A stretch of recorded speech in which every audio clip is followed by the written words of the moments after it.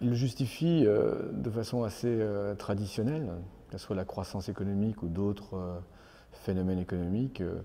L'intervention de l'État est justifiée en fonction de ce qu'on appelle de défaillance de marché. On considère que lorsqu'on laisse faire les forces de la concurrence, les forces de marché, on n'aboutit pas forcément aux meilleurs résultats possibles. Et c'est vrai dans le domaine de la croissance économique. La croissance économique, d'abord, je crois qu'il faut définir un tout petit peu, c'est vraiment un phénomène qui est marqué par l'augmentation continue sur très longue période, 50 ans, un siècle, 2 siècles, de la production par habitant. Du revenu par habitant, du PIB par habitant. Donc on vise cela lorsqu'on parle de croissance et non pas de phénomène très conjoncturel. Donc par rapport à ce phénomène de croissance, ce qui est derrière la croissance, c'est d'abord l'innovation. Le fait qu'on crée de nouvelles connaissances, de nouvelles idées, et derrière il y a l'innovation technique, technologique, organisationnelle. Et dès qu'on parle de connaissances ou de nouvelles idées, on a tout de suite en tête qu'il se peut que le marché, les entreprises n'innovent pas assez parce que la production de connaissances crée ce qu'on appelle des externalités positives. Le fait que lorsqu'il y a une nouvelle connaissance qui est créée, on va s'en servir pour produire de nouvelles connaissances. Donc ce phénomène de la connaissance qui s'appuie sur la connaissance, on sent intuitivement qu'il faut que on sous-estime sûrement, le marché sous-estime sûrement la quantité de connaissances qu'il faut produire. Il faut en produire certainement plus parce qu'elle permet encore de produire encore plus de connaissances. Donc ce mécanisme-là n'est pas internalisé, n'est pas pris en compte par les entreprises lorsqu'elles font des calculs économiques. Donc l'État peut intervenir pour subventionner la connaissance. C'est par exemple le sens du crédit impôt recherche. On va subventionner la recherche pour essayer de stimuler la recherche parce qu'on pense qu'elle se fait à un niveau insuffisant dans le cas des entreprises. Ça, c'est un premier point. Dans la production de connaissances, il y a aussi l'idée que souvent, c'est un bien public. C'est-à-dire qu'un bien public qui va servir à tous, qui n'est pas forcément, on ne peut pas forcément exclure les individus de l'utilisation de ces connaissances-là. Donc peut-être, sûrement, on peut le comparer à un bien public traditionnel, et ce bien public doit être produit par l'État. C'est le sens de la recherche fondamentale, qui est le domaine du CNRS en France, qui est donc une activité d'État, qui est pour essentiellement financée par l'impôt, qui est un bien libre, qui n'est pas tarifé ensuite, mais qui permet aussi d'être produit sur une grande échelle.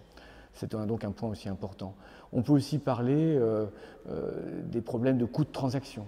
Le coût de transaction, c'est le problème qui se pose lorsqu'il faut faire un échange, et en particulier en amont de tout, ce qui est très important pour la croissance, c'est de définir ce qu'on appelle les droits de propriété. Dans le domaine de la croissance, on accumule, on investit, on innove, on fait une dépense aujourd'hui, et cette dépense aujourd'hui, c'est dans l'espoir bien sûr d'avoir des profits, des revenus dans le futur. Qu'est-ce qui garantit la propriété de cette connaissance demain ? Eh bien, ce qui la garantit, c'est l'invention et la protection par ce qu'on appelle donc les brevets. Et donc le brevet, la forme juridique derrière sous-jacente, c'est une intervention de l'État, à laquelle on ne pense plus vraiment, mais qui est essentielle dans le phénomène de la croissance pour garantir la propriété intellectuelle et qui permet effectivement de stimuler la croissance. On a aussi en tête qu'on peut-être qu'on sous-accumule. C'est-à-dire quoi sous-accumuler dans le phénomène de la croissance? Ça veut dire qu'on investit, les entreprises n'investissent pas assez. On n'épargne pas suffisamment parce qu'on n'arrive pas à passer des contrats financiers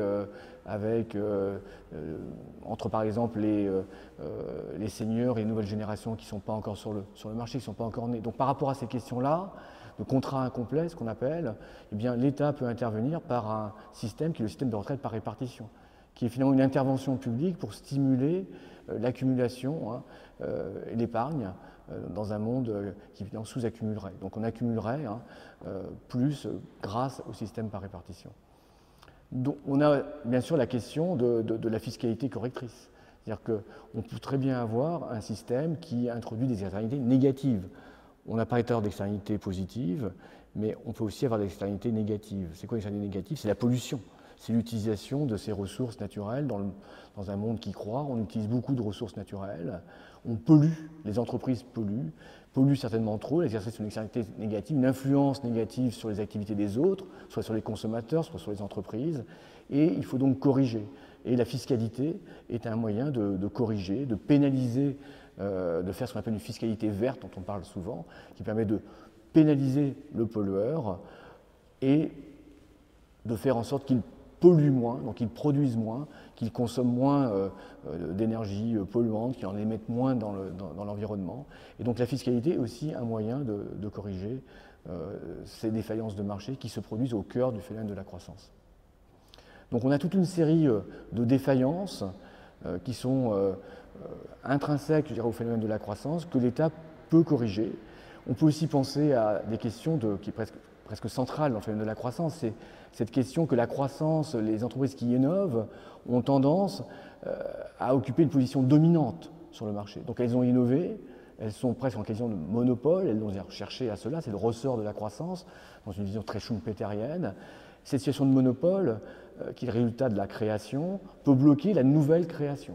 On a presque en tête ici l'exemple de Microsoft aux États-Unis qui était devenu en situation de monopole et que les autorités de la concurrence, et c'est une forme d'intervention de l'État, je dirais d'agir sur la concurrence, de démanteler les monopoles à un moment donné pour permettre les nouvelles innovations.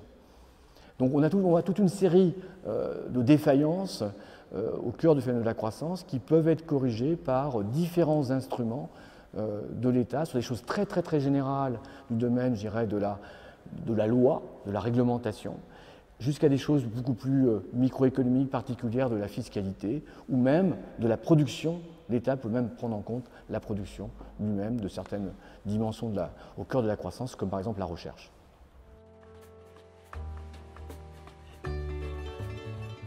Les spécificités de l'économie française, je dirais que, aujourd'hui, c'est qu'il existe un certain essoufflement de la croissance en France. Elle se mesure d'abord par rapport à cet indicateur de la productivité qui est essentiel. On a dit que la croissance était, et c'est essentiellement, l'augmentation continue du revenu par tête. Et de manière sous-jacente, c'est en fait l'augmentation continue de la productivité du travail.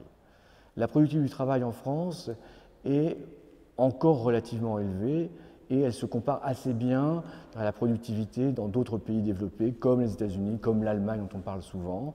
On était même au début des années 2000 en situation assez comparable avec l'Allemagne, assez proche des États-Unis.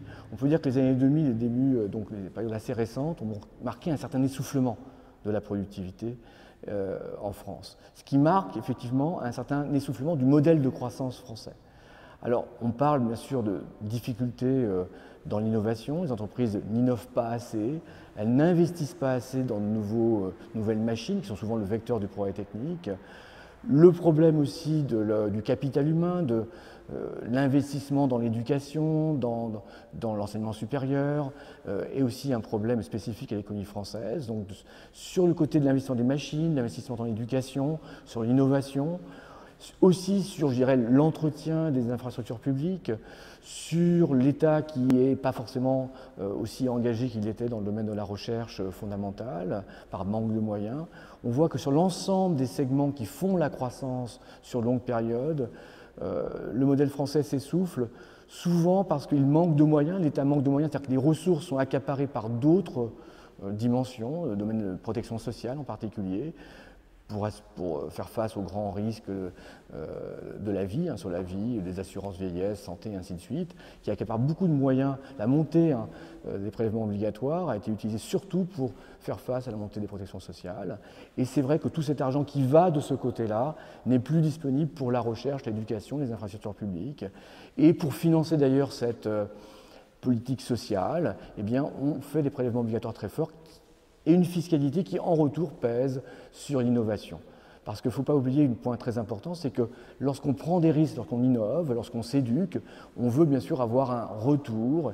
Et si effectivement ce retour est trop plombé par une fiscalité qui est trop lourde sur l'épargne, trop lourde sur ceux qui innovent, eh bien sûr on tue les moteurs de la croissance.